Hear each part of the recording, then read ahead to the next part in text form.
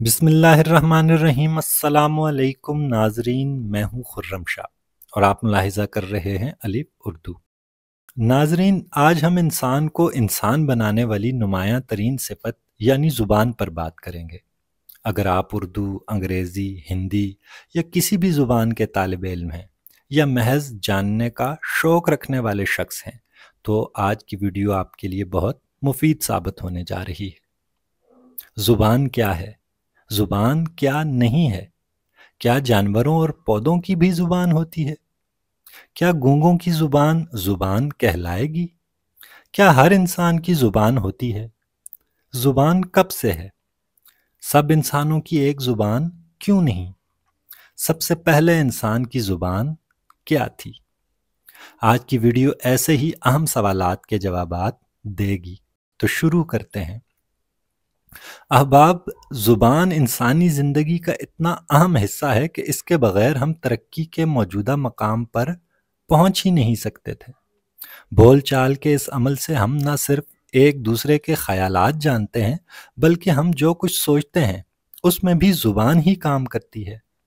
आप एक लम्हे के लिए सोचिए कि जब आप सोचते हैं तो उस वक्त भी आप अपने दिमाग में बोल रहे होते हैं। ज़ुबान के बग़ैर इंसानी तहज़ीब व तमद्दुन की तरक्की मुमकिन नहीं। ज़ुबान की सादा तारीफ़ करें तो आवाज़ों और इशारों का ऐसा बामानी निज़ाम ज़ुबान कहलाता है, जिसकी मदद से एक दूसरे के ख़यालात और पैगामात को समझा और समझाया जाता है। यानी ज़ुबान इंसानों में राब्ते का ज़रिया है। मुख्तलिफ माहिरीन ज़ुबान की मुख्तलिफ तारीफ़ें करते हैं, मगर कमोबेश एक ही बात करते हैं, जिसको सादगी के साथ बता दिया गया है।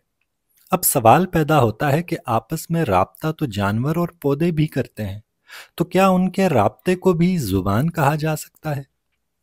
इसी तरह फूलों और रंगों की ज़ुबान जैसी बातें भी की जाती हैं और गूंगे भी आपस में तबादला ख्याल करते हैं। क्या इन सब के राब्ते को ज़ुबान कहा जाएगा?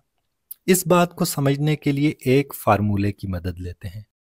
माहिरीन लिसानियात यानी ज़ुबानों पर गौर व फिक्र करने वाले माहिरीन ज़ुबान की तीन जहतें, तीन डायमेंशंस या तीन खूबियाँ बताते हैं।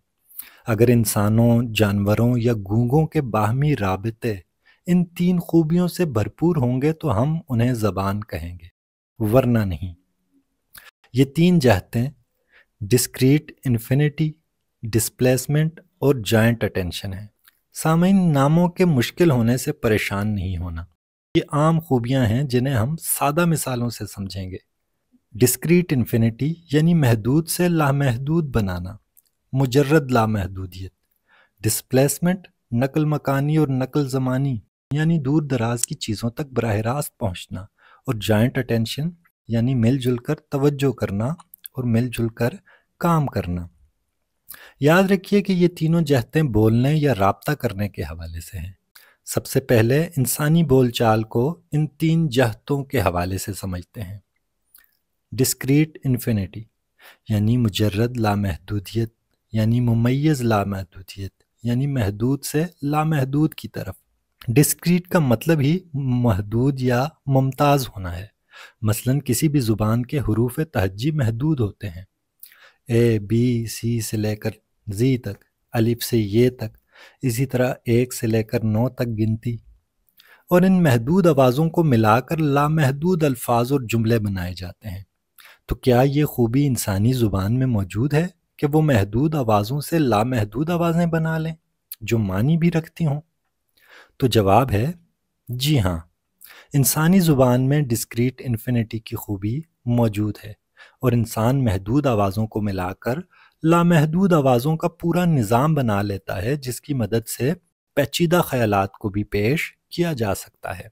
अब दूसरी जहत को देखते हैं, यानी डिस्प्लेसमेंट यानी ज़ुबान के ज़रिए नकल मकानी और नकल ज़मानी।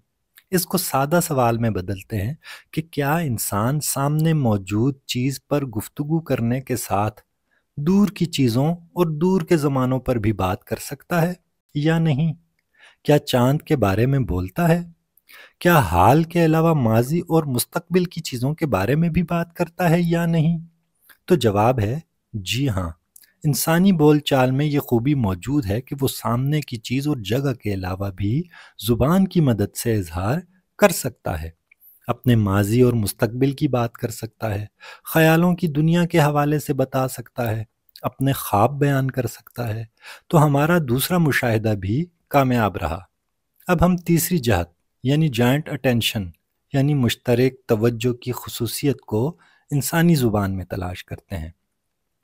تو آپ سے سوال ہے کہ کیا انسان مل جل کر کسی ایک موضوع پر بات کر سکتے ہیں اور وہ بات انہیں مل جل کر کام کرنے میں مدد دیتی ہے؟ تو جواب ہے جی ہاں، بہت سے انسان مل جل کر ایک موضوع پر بات کرتے ہیں اور اس باہمی گفتگو کی بدولت مل جل کر ایک کام بھی کر سکتے ہیں۔ تو مبارک ہو، انسانی بات چیت یا آوازوں کا تبادلہ زبان کہلائے گا۔ اب ان تین خصوصیات کو جانوروں میں تلاش کریں تو آپ کو خود جواب مل جائے گا کہ جانوروں کی آوازیں نکالنے کو زبان کہیں گے یا نہیں۔ تو سامعین و ناظرین، جب ہم جانوروں کی آوازوں اور اشاروں کو ڈسکریٹ انفینٹی یعنی محدود سے لامحدود بنانے والی جہت کے مطابق دیکھیں گے اور غور کریں گے کہ کیا جانور، کتے، ہاتھی، پرندے، مکھیاں وغیرہ محدود آوازوں یا اشاروں سے لامحدود بامانی آوازیں اور اشارے بنا سکتے ہیں؟ جب آپ خود سوچیں گے تو دماغ سے جواب آئے گا ہرگز نہیں۔ محدود آوازوں اور اشاروں کو لامحدود بنانا صرف انسانوں کی خوبی ہے۔ تو یوں پہلے ہی مرحلے میں ثابت ہو جاتا ہے کہ زبان کی تعریف کے مطابق جانوروں کی زبان نہیں ہوتی۔ جانور بہت محدود آوازوں کا استعمال تو کر سکتے ہیں اور غصے، محبت یا خطرے میں ایک دوسرے تک دل کی بات پہنچا سکتے ہیں، مگر ان محدود آوازوں یا اشاروں سے لامحدود بامانی نظام نہیں بنا سکتے۔ اسی طرح ڈسپلیسمنٹ یعنی دور دراز کی چیزوں تک براہ راست پہنچنے کی خوبی بھی جانوروں میں موجود نہیں ہوتی۔ شہد کی مکھیاں بن بنا کر دوسری مکھیوں کو اور مرغی کٹ کٹ کٹ کٹ کر کے اپنے چوزوں کو مخصوص مقام پر بلا تو سکتی ہے، مگر یہ عمل بہت محدود ہے۔ جانور ہر جگہ اور ہر موقع پر ایک دوسرے کو نہیں بلا سکتے اور نہ ہی ماضی اور مستقبل کے بارے میں یا چاند اور تاروں کے بارے میں تبادلہ خیال کر سکتے ہیں۔ اسی لیے جانوروں کی آوازیں اور اشارے زبان کی دوسری خاصیت پر بھی پورے نہیں اترتے۔ اوہو، چلیں کوئی بات نہیں۔ اب آپ اسی طرح جانور جائنٹ اٹینشن یا مل جل کر کسی ایک چیز پر تبادلہ خیال کرنے اور عمل کے قابل بھی نہیں ہوتے۔ اپنی فطرت کے مطابق چند ضروری کاموں میں تو ان کا اتحاد ہوتا ہے، مگر یہ اتحاد شہد کی مکھیوں کے جتھے یا بھیڑیوں کے گروہ کی طرح بہت محدود ہوتا ہے، اور وہ جائنٹ اٹینشن یا مشترک توجہ کا ویسا اظہار نہیں کر سکتے جس طرح انسان مل جل کر کسی بات میں بال کی کھال نکال لیتے ہیں اور مشترک طور پر آوازوں اور اشاروں کی مدد سے ایک دوسرے تک اپنے پیچیدہ خیالات پہنچاتے رہتے ہیں۔ جانوروں کی آوازوں اور اشاروں میں مجرد لامحدودیت، نقل مکانی و زمانی اور مشترک توجہ تینوں بہت محدود ہوتے ہیں، جسے ہم نہ ہونے کے برابر شمار کریں گے۔ اس لیے جانوروں کے درمیان تبادلہ خیال اس روانی سے ممکن نہیں جیسے انسانوں میں ممکن ہے۔ سامعین، ان تین حوالوں کو درختوں پر لاگو کریں گے تو جواب آئے گا کہ درختوں کا باہمی رابطہ بھی زبان کی تعریف پر پورا نہیں اترتا۔ اب اگلا سوال، کیا گونگوں کے اشاروں کی زبان کی تعریف پر پوری اترتی ہے؟ تو جواب ہے جی ہاں۔ گونگے چونکہ سن نہیں سکتے لیکن وہ اشاروں کا استعمال کرتے ہیں۔ وہ محدود اشاروں سے لامحدود اشارے بناتے ہیں۔ وہ ماضی اور حال اور دور کی چیزوں پر تبادلہ خیال کرتے ہیں اور مل جل کر کسی ایک چیز پر تبادلہ خیالات اور عمل بھی کر سکتے ہیں۔ اس لیے گونگوں کے اشارے زبان کی تعریف پر پورے اترتے ہیں۔ زبردست۔ اب آپ پھولوں، رنگوں اور کمپیوٹر وغیرہ کی زبان بھی علامتی زبانیں ہیں، یعنی ہم تشبیہ کے طور پر یا استعارتاً انہیں زبانیں کہتے ہیں، مگر یہ حقیقت میں زبانیں نہیں ہیں۔ اب اگلا سوال ہے کہ کیا ہر انسان کی زبان ہوتی ہے؟ تو اس کا سادہ سا جواب ہے کہ جی ہاں، انسان اور زبان کے درمیان مضبوط تعلق ہے۔ اگر انسان کو کوئی بیماری جیسے فالج یا کوئی اور ذہنی بیماری نہ ہو تو وہ ضرور بولے گا، اگر کوئی شخص بہت غیر معمولی حالات میں رہے تو ممکن ہے کہ اس کی زبان نہ ہو۔ جیسے موگلی کی طرح کوئی جنگل میں اکیلا پلے بڑھے تو وہ زبان نہیں سیکھ سکتا۔ اس سے یہ بھی ثابت ہوتا ہے کہ زبان پیدائشی خوبی نہیں ہے، اسے سیکھنا پڑتا ہے۔ مگر زبان کو بولنے کی قابلیت انسان میں فطری طور پر پائی جاتی ہے۔ زبان کب سے ہے اور دنیا کے سب انسان ایک زبان کیوں نہیں بولتے؟ احباب، اب تک کی انسانی معلومات کے مطابق انسان کا آغاز مشرقی افریقہ سے ہوا۔ ہزاروں سال گزر گئے، انسان ہجرت کرتے کرتے پوری دنیا میں پھیل گیا۔ ہمارے پاس صرف 5000 سال تک کی زبانوں کا تحریری ثبوت ہے۔ اس سے پہلے ہمیں نہیں پتا کہ انسان کیا بولتا تھا اور کیسے بولتا تھا۔ یہ تحریری ثبوت بھی ہمیں یہ نہیں بتاتے کہ انسان بولتا کیسے تھا، اس کا لہجہ کیسا تھا، تلفظ کیسا تھا۔ انسان اور زبان کے باہمی تعلق سے ہم یہ تو کہہ سکتے ہیں کہ جب سے انسان ہے تب سے زبان وجود میں آنا شروع ہو گئی تھی، مگر وہ کیسی زبان تھی یہ ہمیں نہیں معلوم۔ اب سوال ہے کہ کیا پہلے سب انسانوں کی ایک ہی زبان تھی؟ تو اس کا جواب بھی ہمیں معلوم نہیں۔ البتہ اندازہ یہ کہتا ہے کہ ہاں، ابتدائی انسان ایک ہی زبان بولتا تھا، جس میں ہلکی ہلکی تبدیلی آئی۔ ہجرت کرنے، نئی جگہوں پر نئے الفاظ بننے اور نئی نسلوں کے تلفظ کے فرق سے نئی زبانیں بننا شروع ہوئیں۔ دنیا کی بہت سی زبانوں میں اب بھی مشترک الفاظ موجود ہیں، مگر مجموعی طور پر ان میں اتنی تبدیلی آ چکی ہے کہ ایک زبان بولنے والا دوسری زبان نہیں سمجھ سکتا۔ زبان اور بولی میں کیا فرق ہے؟ احباب، زبان اور بولی کا فرق لسانیات سے زیادہ سیاسیات میں اہمیت رکھتا ہے۔ زبان فطری عمل کے تحت پلتی، بڑھتی اور بدلتی ہے۔ ایک محدود علاقے میں رہنے والے مخصوص لہجے اور انداز میں بات کرتے ہیں، جبکہ ان سے تھوڑی دور رہنے والے اسی زبان کو ہلکی سی تبدیلی کے ساتھ بول رہے ہوتے ہیں۔ آپ اپنے ارد گرد غور کریں تو پنجابی، پشتو، ہندکو، ہندی، گجراتی، مراٹھی یا کسی بھی زبان کے بولنے والے چند کلومیٹر کے فاصلے کے بعد مختلف الفاظ اور انداز اختیار کرتے جاتے ہیں۔ یعنی اگر ایک علاقے میں مراٹھی بولی جا رہی ہے تو ہر 5-10 کلومیٹر کے بعد اس مراٹھی زبان میں ہلکی ہلکی تبدیلی آتی جائے گی۔ اب جس لہجے میں ادب تخلیق ہونے لگ جائے اور وہ ادب پھیلنا شروع ہو جائے، یا مخصوص لہجہ رکھنے والے کسی طرح کی حکومت، اقتدار یا طاقت میں آ جائیں تو وہ لہجہ دوسرے لہجوں پر برتری حاصل کر لیتا ہے۔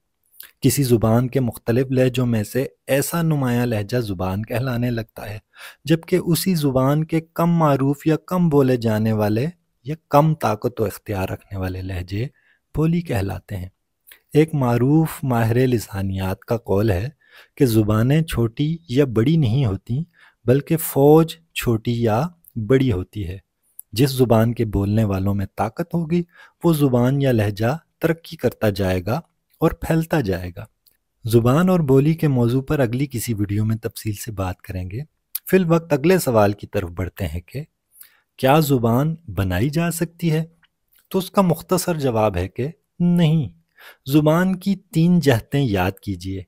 تیسری جہت یعنی جائنٹ اٹینشن، یعنی مشترک توجہ کے لیے ایک بڑے گروہ کا ایک زبان بولنا ضروری ہے۔ یعنی کوئی ایک شخص بیٹھے اور کہے کہ میں نے نئی زبان بنائی ہے تو یہ ممکن نہیں ہوگا، کیونکہ زبان کے لیے افراد کے گروہ کا ہونا ضروری ہے۔ زبان کی قسمیں بھی ہوتی ہیں۔ سسیر کے مطابق کسی بھی زبان کے 2 پہلو ہوتے ہیں۔ ایک قسم کو لینگ اور دوسرے کو پیرول کہتے ہیں۔ لینگ یا لانگ بھی کہا جاتا ہے۔ لینگ ایسی زبان ہوتی ہے جو معیار کا درجہ رکھتی ہے اور ڈکشنری یعنی لغت اور گرامر یعنی قواعد وغیرہ جیسی کتابوں میں محفوظ ہوتی ہے، جبکہ پیرول زبان کا اصل روپ ہوتا ہے جسے گلیوں اور بازاروں میں بولا جا رہا ہوتا ہے۔ زبانوں کی مزید حوالوں سے درجہ بندی بھی کی جاتی ہے، جیسے مادری زبان، دفتری زبان، قومی زبان، بین الاقوامی زبان، ادبی زبان، بیگمات کی زبان، اور ان کے علاوہ بھی مختلف حیثیتوں کے مطابق زبان کی درجہ بندی کی جاتی ہے۔ معزز احباب، زبان انسانی رابطے کا وسیلہ ہے۔ ایک انسان جتنی اچھی زبان بولتا ہے، زندگی میں کامیابی کے اتنے زیادہ امکانات پاتا ہے، کیونکہ انسانوں میں رابطے کا واحد وسیلہ زبان ہی ہے۔ آج ہم نے سمجھا کہ زبان دراصل ہے کیا، زبان کی 3 جہات کو سمجھا اور زبان کے حوالے سے چند بنیادی سوالات پر بات کی۔ مجھے امید ہے ہم نے بنیادی معلومات کو اچھی طرح سمجھ لیا ہے۔ آئندہ ہم زبان کے حوالے سے مزید نکات پر بات کریں گے۔ تو سیکھتے رہیں، سکھاتے رہیں اور اپنا بہت خیال رکھیں۔ اللہ حافظ۔